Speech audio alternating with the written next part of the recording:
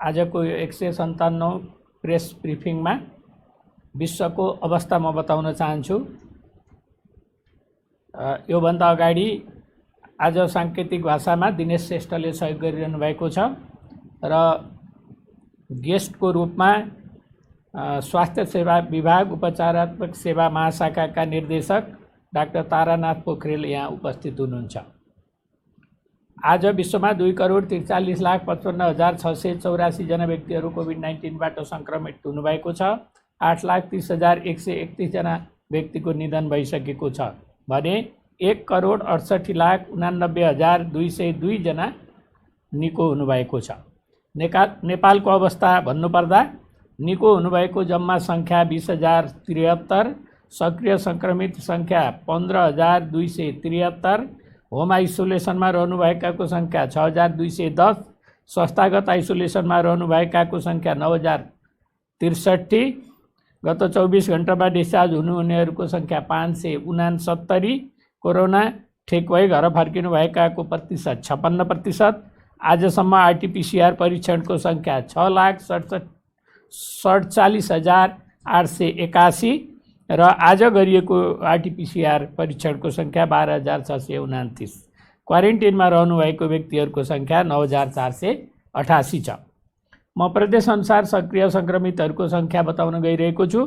प्रदेश 1 मा संस्थागत आइसोलेसनमा रहनुभएको व्यक्तिहरूको सङ्ख्या 1,135, प्रदेश 2 1,818, बागमती प्रदेशमा 3,503, गण्डकी प्रदेश 411, प्रदेश 5 मा 983, कर्णाली प्रदेशमा 372 र सुदूरपश्चिम प्रदेशमा 841 गरी 9,063।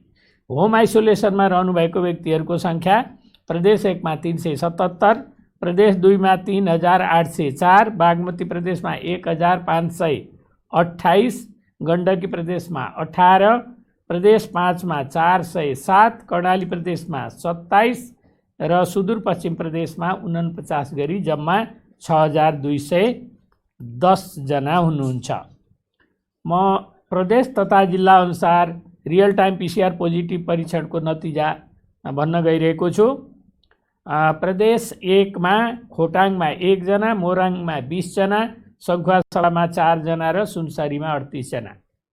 प्रदेश 2 मा धनुषामा 39, पर्सामा 85, बारामा 30, महोत्तरीमा 7, रौतहटमा 15, सप्तरीमा 22, सर्लाहीमा 6 र सिराहामा 7।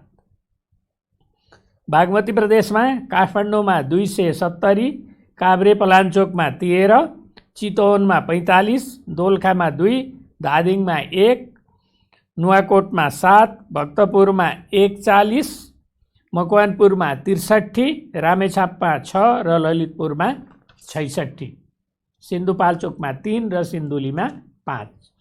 गण्डकी प्रदेशमा कास्कीमा 2, गोर्खामा 1, तनहुँमा 11, नवलपरासी पूर्वमा 17, पर्वतमा 1, लमजुङमा 3 र बागलुङमा 8। प्रदेश 5 मा कपिलवस्तुमा 21, गुल्मीमा 3, दाङमा 2, नवलपरासीमा 18, प्युठानमा 4, बर्दियामा 1, बाँकेमा 75 र रूपन्देहीमा 72। कर्णाली प्रदेशमा जाजरकोटमा 5, दैलेखमा 12, सुर्खेतमा 9 र सुदूरपश्चिम प्रदेशमा कञ्चनपुरमा 6, कैलालीमा 20, डोटीमा 6, बझाङमा 1 र बैतडीमा 17 गरी देशभरि जम्मा 334 महिला र 777 पुरुष गरी जम्मा 1,111। आजको नयाँ पोजिटिभको सङ्ख्या मैले भने र आजसम्म सङ्क्रमित हुनेहरू जम्मा 35,529। प्रादेशिक रूपमा क्वारेन्टिनमा रहेका र डिस्चार्ज भएकाहरूको विवरण यस प्रकार छ। क्वारेन्टिनमा रहेका व्यक्तिहरूको सङ्ख्या प्रदेश 1 मा 902, प्रदेश 2 923, बागमतीमा 754, गण्डकीमा 2,366, प्रदेश 5 मा 1,006, कर्णाली प्रदेशमा 501, सुदूरपश्चिम प्रदेशमा 3036 गरी जम्मा 9448।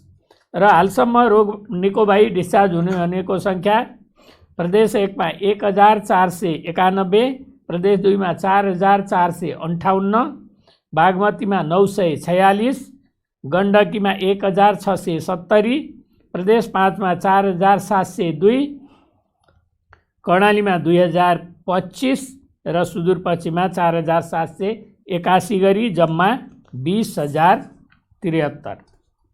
आइसियुमा रहेका व्यक्तिहरूको सङ्ख्या यस प्रकार छ। प्रदेश 1 मा 11, प्रदेश 2 मा 44, बागमतीमा 71, गण्डकीमा 3 र प्रदेश 5 मा 18। भेन्टिलेटरमा उपचाररत बिरामीहरू रहेको प्रदेश र सङ्ख्या प्रदेश 1 मा 2 र बागमती प्रदेशमा 15 गरी 17 जना। र जिल्लागत 500 भन्दा माथि उपचार रहेका सङ्क्रमितहरू रहेका जिल्लाहरू मोरङ, धनुषा, पर्सा, बारा, महोत्तरी, रौतहट, सर्लाही, काठमाडौँ र ललितपुर गरी 9 जिल्ला छन्। र सङ्क्रमितहरू शून्य भएका जिल्लाहरू 2टा छन्, मुस्ताङ र हुम्ला। यसपछि म अहिले नन कोभिड रोगहरूको उपचारको बारेमा र अहिलेको वस्तुस्थिति के छ भन्ने बारेमा डाक्टर तारानाथ पोखरेलले प्रकाश पार्नुहुन्छ। डाक्टर तारानाथ पोखरेल। नमस्कार, धन्यवाद डाक्टर साहब, मलाई यो प्रत्यक्ष प्रसारणमा बोलाउनु भयो। यहाँलाई पनि धन्यवाद दिन चाहन्छु। र यो अहिले अत्यन्त महत्त्वपूर्ण विषय, विशेष गरी महामारीको अवस्थामा खस्किँदो उपचार सेवालाई अब कसरी उकास्ने भन्ने विषयमा चाहिँ यहाँले मलाई यसबारेमा बोल्ने केही मौका दिनुभयो, यसको लागि धन्यवाद दिन चाहन्छु। जब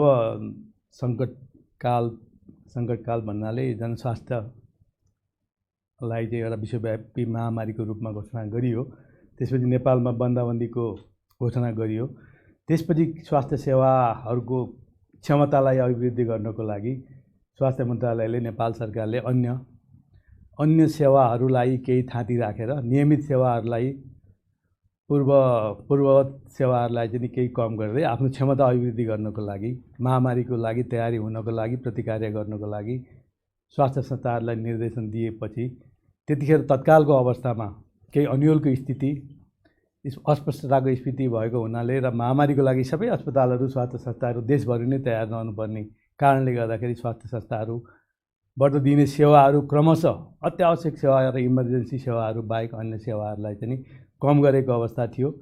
त्यसपछि क्रमशः फेरि विभिन्न बिमारीहरूले चाहिँ आफ्नो अन्य बिमारीको उपचारहरू राम्रोसँग नपाएको हुनाले बिमारीहरू चाहिँ एकदमै पीडित भए। त्यसले गर्दाखेरि सेवा नपाएको कारणले गर्दा जटिल भए र कहिलेकाहीँ मृत्युहरू पनि भयो भन्ने कुराहरू आएको हुनाले फेरि मन्त्रालयले त्यसपछि स्वास्थ्य सेवाहरूलाई क्रमशः प्राथमिकताका आधारमा अत्यावश्यक सेवाहरूलाई सुचारू गर्दै जाने भनेर फेरि निर्णय गर्यो, निर्देशनहरू दियो र त्यो सम्बन्धी निर्देशिकाहरू तयार गरेर सम्पूर्ण स्वास्थ्य संस्थाहरूलाई देशभरि नै पठायो र त्यसको अनुगमन गर्दै रह्यो।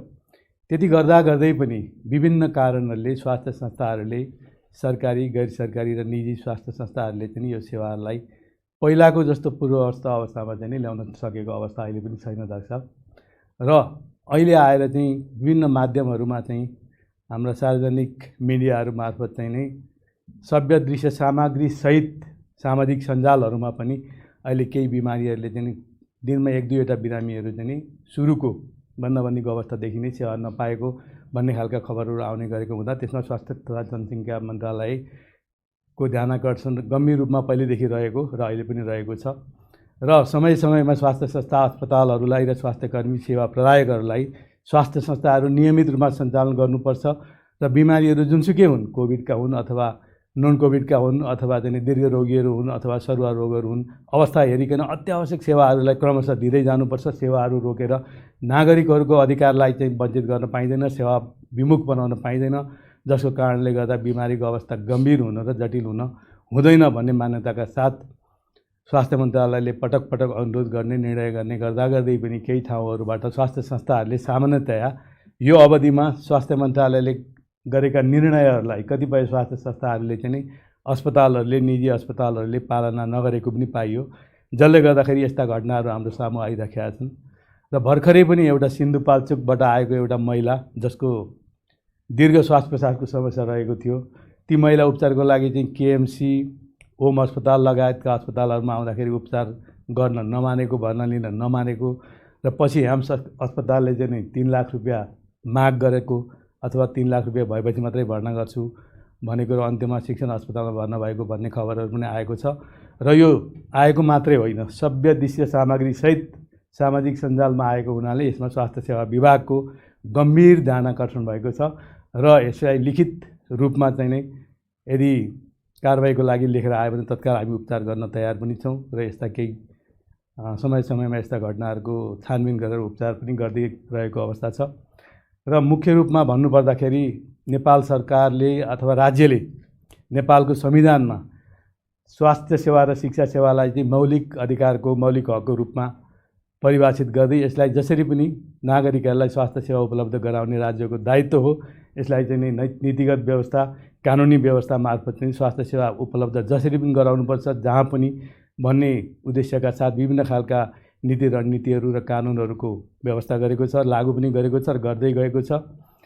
अहिले सङ्क्रमणकाल देशको प्रशासनिक संरचनाको अवस्थामा र अहिले कोभिड महामारीको सङ्क्रमणको दुवै अवस्थालाई फाइदा लिएर केही स्वास्थ्य संस्थाहरूले, केही अस्पतालहरूले चाहिँ यो अवस्थामा धमिलो पानीमा माछा मार्ने हिसाबले पनि कहिलेकाहीँ आएका बिरामीहरूलाई चाहिँ समयमा उपचार नगरिदिने, बिरामीको अवस्था हेर्ने, पहिला आर्थिक अवस्था कस्तो छ हेर्ने अनि भर्ना लिने नलिने भन्ने निर्णय गर्ने हिसाबले बिरामीहरू अत्यन्त मारमा परेको भन्ने कुराहरू पटक पटक आइरहेको छ। यसो गर्नु हुँदैन, किनभने यी सबै स्वास्थ्य संस्थाहरू, जुनसुकै तहका स्वास्थ्य संस्थाहरू, सरकारी, गैर सरकारी, निजी स्वास्थ्य संस्थाहरू जुनसुकै तहका हुन्, जुनसुकै निकायबाट दर्ता भएका स्वास्थ्य संस्थाहरूलाई पनि नेपाल सरकारले कुनै न कुनै निकायबाट चाहिँ स्वीकृति गर्ने गरेको छ र स्वीकृति गर्दाखेरि उहाँहरूलाई मापदण्डहरू दिएको छ। मापदण्डको आधारमा उहाँहरूले प्रतिबद्धता व्यक्त गर्नुपर्छ। हामी पूर्वाधार तयार गर्छौँ, जनशक्ति तयार गर्छौँ, नीति नियमहरू मान्छौँ, बिमारीहरूलाई हामी उपचार गर्छौँ र विशेष गरी विपन्न र गरिब बिरामीहरूको लागि 10% चाहिँ छुट्याउँछु भनेर उहाँहरूले लिखित प्रतिबद्धता गरेको अवस्था छ र उहाँहरूलाई चाहिँ यदि गर्नु भएन भने राज्यले उहाँहरूलाई अधिकार दिएको हो स्वास्थ्य संस्थालाई र अधिकारलाई मात्रै उहाँहरूले अगाडि अहिले ल्याइरहनु भएको छ। खालि यो भएन त्यो भएन हामीलाई भन्ने कुराहरू र आफ्नो कर्तव्य र दायित्वलाई बिर्सिरहेको अवस्था छ। यसो गर्नु हुँदैन, किनभने बिमारीहरू भनेका चाहे गरिब हुन्, चाहे धनी हुन्, पैसा तिर्न सक्ने हुन्, पैसा तिर्न नसक्ने हुन्, ती सबै हाम्रा वास्तवमा भन्दाखेरि हाम्रा अन्नदाता हुन्। हामीलाई, हाम्रो परिवारलाई, हाम्रा छोराछोरीलाई पढाउने र हामीहरू सबैलाई कार चढेर हिँड्ने अवस्थामा पुर्याउने तिनै बिरामीहरू हुन्, तिनीहरू भगवान हुन्। त्यसैले बिमारीलाई कहिले पनि हेला नगरौँ, बिमारीलाई सम्मान गरौँ, उपचार गरौँ। पैसा छ भने उपचार गरेर पठाउँ, छैन भनेदेखि त्यसको काहीँ न काहीँ व्यवस्था गर्नुपर्छ। राज्यले त्यसको जिम्मा लिन्छ र राज्यले जिम्मा लिएको पनि छ र त्यसको लागि नेपाल सरकारले त्यो मौलिक हक कायम गर्नको लागि कुनै पनि निर्णयहरू गर्न सक्छ स्वास्थ्य मन्त्रालय मार्फत र ती निर्णयहरूलाई हामीले पालना गर्नैपर्छ। यदि ती निर्णयहरू हामीले पालना गरेनौँ, नीतिहरूलाई मान्दैनौँ भन्न पाइँदैन। हामीले पालना गर्न सक्दैनौँ, हाम्रो काबुभन्दा बाहिरको परिस्थिति आयो र त्यसमा चाहिँ हामीलाई गाह्रो छ भन्ने यस्तो लाग्छ भनेदेखि यहाँहरूले चाहिँ स्वास्थ्य संस्थाहरूले, स्वास्थ्य सेवा प्रदायकहरूले स्वास्थ्य मन्त्रालयसँग, नेपाल सरकारसँग बसेर छलफल गर्नुपर्छ। त्यसमा चाहिँ मन्त्रालयले परिस्थिति अनुसार फेरि पनि नियमहरू परिवर्तन गर्न सक्ने अवस्था रहन्छ। नीति निर्देशकहरू, अन्तरिम निर्देशिकाहरू परिवर्तन जारी गर्ने हुन्छ। किनभनेदेखि राज्यले एउटा गरिब नेपालीले जति राज्यको स्रोत साधनहरूको उपयोग गरेको छ, एउटा स्वास्थ्य संस्थाले, एउटा स्वास्थ्य सेवा प्रदायकले हजारौँ गुणा बढी स्रोत साधनहरू उपयोग गरेका छ। कसरी भन्दाखेरि जस्तो हामीले विभिन्न खालका बाटोघाटोदेखि लिएर विद्युतदेखि लिएर विभिन्न इन्फ्रास्ट्रक्चरको प्रयोग एउटा गरिब नेपालीले, एउटा कुना काप्चामा बसेको नेपालीले जति प्रयोग गरेको छ त्यसको धेरै गुणा चाहिँ स्वास्थ्य संस्थाहरूले हामीले प्रयोग गरेको हुनाले तिनीहरूलाई सेवा दिनु चाहिँ हाम्रो कर्तव्य हुन आउँछ। यो कर्तव्यबाट कुनै पनि स्वास्थ्य संस्था पछि हट्नु हुँदैन। यसका लागि स्वास्थ्य मन्त्रालयले पटक पटक निर्णयहरू गर्ने, निर्देशनहरू दिने, निर्देशिकाहरू बनाउने काम गरेको छ र यसको लागि स्वास्थ्य सेवा यसको लागि चाहिँ स्वास्थ्य सेवा विभाग, उपचारात्मक सेवा महाशाखाले चाहिँ अब यी समस्याहरूको निराकरण गर्न, रोकथाम गर्न, यी समस्याहरू जटिल नहुन् र समयमै समस्या समाधान गर्नुपर्छ र यस्ता समस्याहरू फेरि दोहोरिदिनु हुँदैन भन्नको लागि केही कामहरू सुरु गरेको छ। यसमा चाहिँ नि सम्पूर्ण अस्पतालहरूलाई, सबै किसिमका अस्पतालहरू, विभिन्न तहबाट चाहिँ स्वीकृत हुने अस्पतालहरूलाई चाहिँ नियमित रूपमा, प्रभावकारी रूपमा अनुगमन गर्ने, नियमन गर्ने, तिनीहरूलाई सहयोग गर्ने, समन्वय गर्ने एउटा चाहिँ मेकानिजम अथवा एउटा चाहिँ हामीले ढाँचा तयार गरेर मन्त्रालयमा पठाएका छौँ। त्यसपछि अहिले हामीले चाहिँ सबै अस्पतालहरूको आफ्नो क्षमताको द्रुत तरिकाबाट मूल्याङ्कन गर्ने, एसेसमेन्ट गर्ने र उहाँहरूको क्षमताको रेखाङ्कन गर्ने, नक्साङ्कन गर्ने काम भइरहेको छ। अर्को चाहिँ अस्पतालहरूको प्रोफाइल तयार गर्नको लागि एउटा विद्युतीय संयन्त्रको विकास गर्ने काम भइराखेको छ। त्यस्तै सम्पूर्ण अस्पतालहरूलाई नेटवर्कमा ल्याएर उहाँहरूलाई नियमित रूपमा अनुगमन गर्न, स्वास्थ्य कर्मीहरूलाई जोगाउनको लागि, बिरामीहरूको अधिकारलाई सुरक्षा गर्नको लागि र स्वास्थ्य संस्थाहरूलाई पनि बचाउन र जोगाउनको लागि के गर्न सकिन्छ भन्दा स्वास्थ्य मन्त्रालय, स्वास्थ्य सेवा विभागले समन्वय गरेर आगामी दिनमा यो कार्यक्रमहरू सञ्चालन गर्न, अनुगमन गर्न र प्रभावकारी नियमन र सहयोग समन्वय समेत गर्नका लागि, स्वास्थ्य संस्थाहरूलाई पनि सहयोग गर्नको लागि चाहिँ एउटा चाहिँ हामीले नेटवर्क बनाइरहेका छौँ र समय समयमा चाहिँ विभिन्न खालका यस्ता घटनाहरूको छानबिन गर्ने र कारबाही गर्ने कामहरू पनि अगाडि बढाइराखेका छौँ। त्यसैले हामीले वास्तवमा हामीले राज्यले चिन्ने, नागरिकले चिन्ने भनेको यस्तै अवस्थामा हो। हामीले यस्तै विकट परिस्थितिमा सेवा दिएर हामीले चाहिँ अगाडि आउनुपर्छ, चिनिनुपर्छ र मात्रै भोलिका दिनमा सहज परिस्थितिमा यसको मूल्याङ्कन हुन्छ। राज्यले चिन्छ, राज्यले माया गर्छ, राज्यले सहयोग गर्छ र जनताले पनि विश्वास गर्छन्। त्यसैले नडराउँ, खुलेर चाहिँ आफ्नो स्रोत साधनले भ्याएसम्म सहयोग गरौँ। कोही पनि बिरामी, पैसा नभएको बिरामी आयो भने त्यसलाई उपचारबाट वञ्चित गर्न पाइँदैन। कहीँ न कहीँ कुनै न कुनै उपायले त्यसको लागि व्यवस्था गर्नुपर्छ। यसमा राज्यले चाहिँ जिम्मेवारी लिएको छ र विभिन्न संयन्त्रहरूको विकास गरेको छ। राज्य आफैले नेपाल सरकार मार्फत, निजी स्वास्थ्य संस्थाहरू मार्फत, निजी साझेदारी, सार्वजनिक र साझेदारी संयन्त्र मार्फत, सरकारी गैर सरकारी संस्थाहरू मार्फत चाहिँ सेवा दिने संयन्त्र नेपाल सरकारले बनाएको छ। राज्य भन्नाले सम्पूर्ण सरकारी, गैर सरकारी, निजी र अन्य क्षेत्रहरू भएको हुनाले हामी सबै मिलेर बिरामीहरूलाई चाहिँ उपचार दिनुपर्छ। कोभिडभन्दा अन्य खालका सेवाहरू जो जटिल भएर अहिले चाहिँ बिरामीहरूको मृत्यु समेत भइरहेको कुराहरू दिनदिनै आएको हुनाले यो समस्यामा जान नदिनको लागि कुनै पनि बिमारी सेवा लिन आएपछि हामीले ती बिरामीहरूलाई रेस्पोन्स नगरिकन फर्काउनु हुँदैन। कुनै न कुनै उपायले सेवा दिनुपर्छ। अध्यक्ष साहब, मैले यति नै जानकारी गराएँ। हस्, धन्यवाद छ। र अब स्वास्थ्य तथा जनसङ्ख्या मन्त्रालयको अनुरोध छ। स्वास्थ्य तथा जनसङ्ख्या मन्त्रालयले कोभिड-19 को जोखिम रहेको स्थानमा बसोबास गर्ने व्यक्तिहरूलाई लक्षित गरी परीक्षणको दायरा फराकिलो बनाएको छ। अहिलेको अवस्थामा सङ्क्रमण दर दिन प्रतिदिन वृद्धि हुँदै गएको अवस्था छ। यसको सङ्क्रमण सेवा प्रदायक डाक्टर, नर्स, स्वास्थ्य कर्मीहरू, सुरक्षाकर्मीहरू र अन्य कर्मचारी, सवारी चालक तथा सहयोगी लगायत समाजका हरेक तह र तबकाका विशेष गरी घना बस्तीहरूमा बसोबास गर्ने जनसमुदायमा देखा परेको छ। कोरोना पोजिटिभ देखा परेपछि आइसोलेसनमा बस्नुपर्छ भन्ने कुरा हामी सबैलाई थाहा भइसक्यो। लक्षण नभएकाहरू सम्भव भएमा घरमै आइसोलेसनमा बस्न सकिन्छ र कोभिड पोजिटिभ केसहरू लक्षण भएकाहरू आइसोलेसन सेन्टर वा कोभिड अस्पतालमा भर्ना भई उपचार गर्न सकिन्छ। यसरी आइसोलेसनमा बस्दा चिकित्सा वा स्वास्थ्य कर्मीहरूको प्रत्यक्ष अप्रत्यक्ष सरसल्लाह एवं सम्पर्कमा रही सेवा लिनुपर्ने हुन्छ। यसको सङ्क्रमण वृद्धि भएसँगै समाजमा सामाजिक विभेदका सोच एवं व्यवहारहरू देखा परेका छन्। त्यो नितान्त पुरातनवादी सोच र अन्धविश्वास हो। अझै आउँदो केही दिन यसको प्रकोप थप वृद्धि हुने आङ्कलन गरिएको छ, जसले गर्दा हामी सबैले थप चुनौतीहरूको सामना गर्नुपर्ने हुनसक्छ। यस्तो बेलामा हामी सबैले आफ्नो जीवनशैली परिवर्तनका लागि सकारात्मक सोच चिन्तन गरी आफ्नो ठाउँबाट यस रोगको उपचार, नियन्त्रण, रोकथाम तथा व्यवस्थापनमा एकजुट हुन जरुरी छ।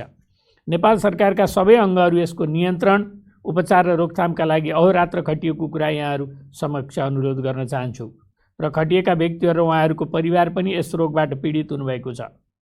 यस्तो कठिन घडीमा खटिरहनुभएका व्यक्तिहरू र उहाँहरूको परिवारप्रति समाजले सहानुभूति प्रकट हुन अनुरोध गर्दछु।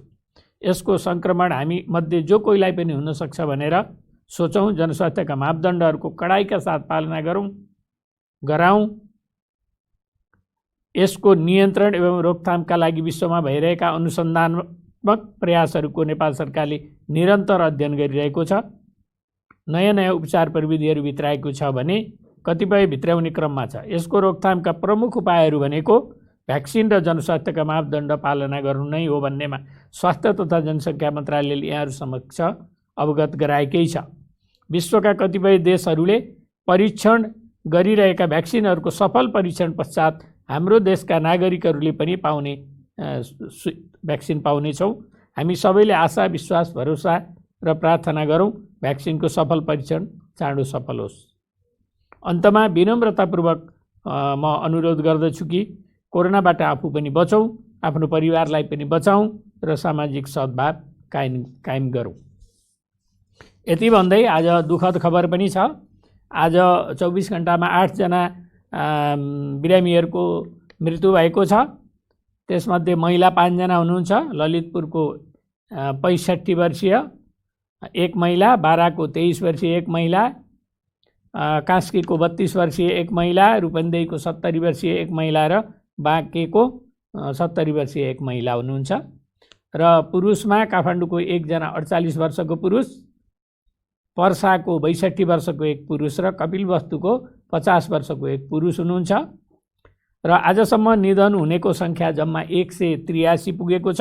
यो सङ्क्रमित हुनेहरूको जम्मा टोटलको प्रतिशतमा भन्दा 0.52% हुन्छ निधन भएको छ।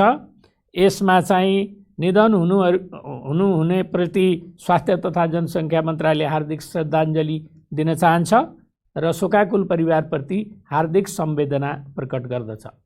यति भन्दै आजको यो कोभिड-19 को अपडेट यहीँनिर सकिन्छ। डाक्टर तारानाथ पोखरेल, दिनेश श्रेष्ठ सहित अरू साथीहरूलाई म धन्यवाद दिन चाहन्छु र म यहाँबाट बिदा हुन्छु। नमस्कार।